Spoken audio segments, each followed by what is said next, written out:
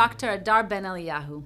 This video is focused on differentiating education for sustainable living from sustainable learning in education.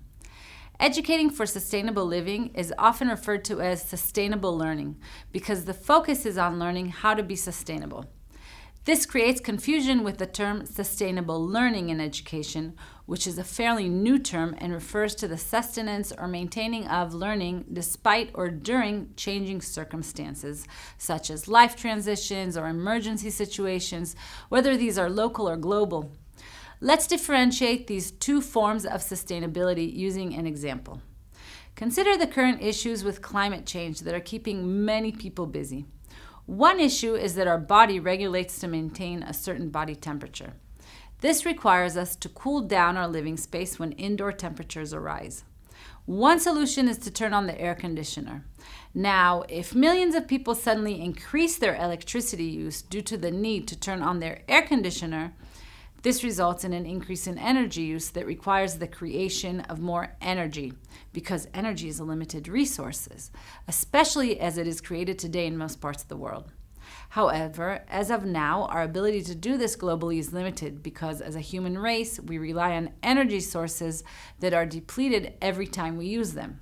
That is one of the issues with fossil fuels. Fossil fuels are a limited resource that is depleted every time it is used. In contrast, using solar or wind energy is not easily depleted because the sunshine seems to be never ending, as does the wind.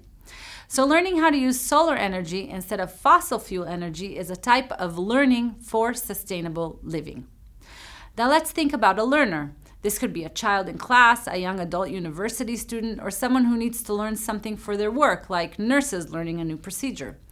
So let's think about this learner in formal or informal settings that is trying to learn a new procedure or information, and they're trying to do this in a hot classroom.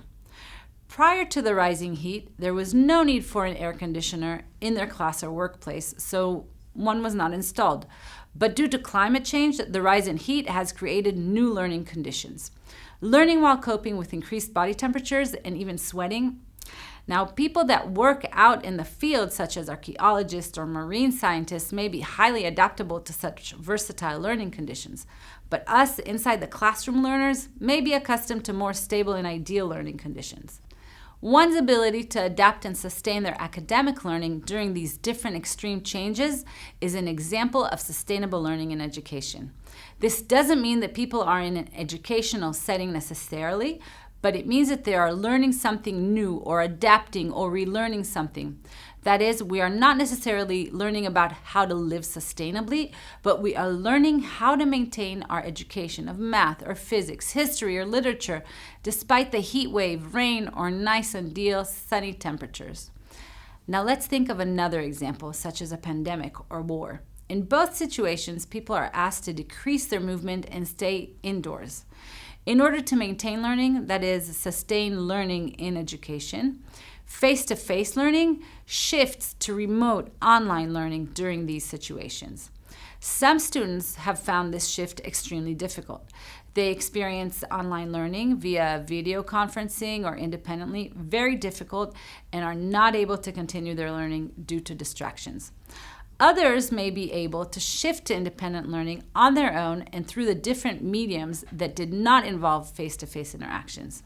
These latter students who are able to shift to remote learning show sustainable learning in education.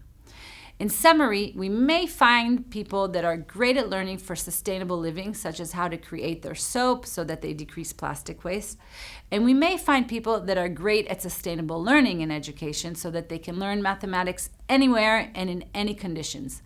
But these two different types of sustainability related to learning, at times they may overlap, but they don't have to. Ideally, we will be able to maintain our learning for sustainable living during changing circumstances. That is, we will be able to continue learning any and all subjects, sustainable learning in education, including new ways of creating sustainable resources, which is sustainable living. Thank you for watching.